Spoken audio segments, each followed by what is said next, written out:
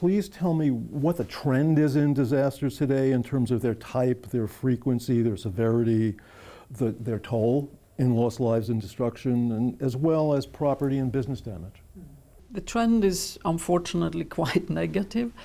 We can see the frequency is going up and the impact gets stronger.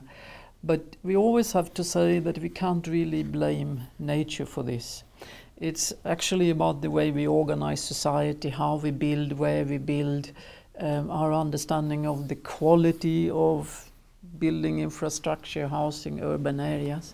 And the reason why economic losses to disasters keep increasing is, on the one hand, because the world is getting richer, but we have a very steady and consistent increase in economic losses. And if we look at Europe, it's the region in the world that comes number 3 in economic losses, even though it's a relatively small area, but with the huge flooding and huge infrastructure impact, a lot of business disruption.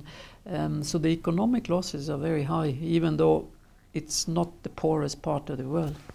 So economic losses going up. I think you can see, just following the news a bit, increasing frequency of urban flooding. A lot of people exposed at coastal areas. So because exposure is high, the impact is high. Slightly better news is, with investments and work, the mortality to disasters is an area which we can get under control.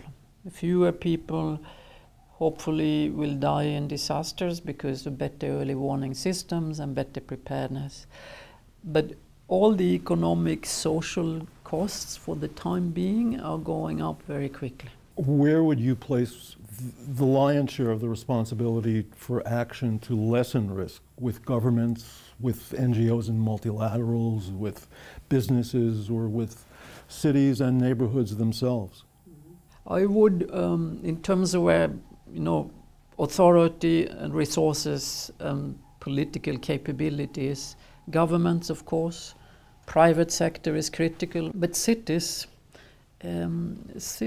are very, very powerful, because approximately 70–75% of the global GDP is produced in cities.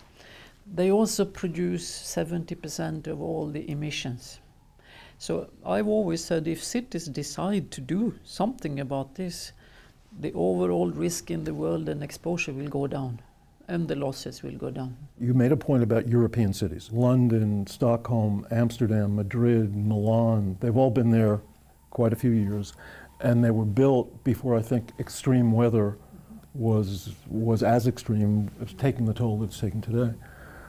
What can they do? The cities you mentioned in Europe are interesting because, as you say, they were established long before there were enough people on Earth to start undermining our own livability of context. So, what they have done is, because also their realization, with the exception of Amsterdam, I must say, their realization of their exposure vulnerability has been a bit slow. But I would say over the past 10–15 years, the regular flooding that exposes Europe, the sea level rise, the better understanding not of the future uncertain climate impact, but today's climate impact, more frequent rain, cloud bursts. The cloud burst is an interesting thing because, it happened in Copenhagen a few years ago in the middle of the summer. It was an absolute, not a rain shower or rainfall, it was a catastrophic cloudburst. And Copenhagen has a medieval plumbing system, which actually did not separate day and night water. And you can imagine the cost if a city like Copenhagen is going to redo its internal channeling of separation of water. So these are the practical issues. Of course, in Netherlands, already for 500 years, they have protected themselves with dikes, and successfully so. What is very interesting as a model about the Dutch system is, ever from the beginning, they designed a system where the protection and the maintenance of the dikes was lodged with the communities that live there.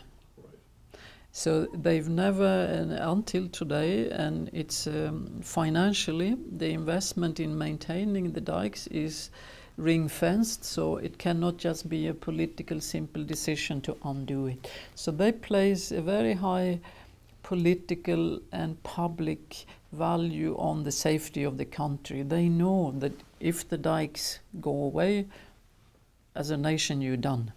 And I think that's what the European, because it's a rich part of the world, just like Japan, we can invest physically in our safety, but for the longer term sustainability, we really have to invest also socially in our safety. And people's ownership, our individual understanding of risks and what to do about them, I think is a critical conduit for that longer term safety. The third point maybe to make is a very high number of the big cities in the world are on seismic fault lines. So what do you do if you really want to make it a safer place? You have to improve the building standards, you have to ensure there is less density in the city. But also what I think some of the big cities are thinking about, can they lessen the density by moving the political and administrative and commercial centers away into safer areas, and therefore gradually move the city emphasis out of the most dangerous zones. That's a long-term plan, but you have to have long-term plans for these issues, otherwise you won't be able to tackle them.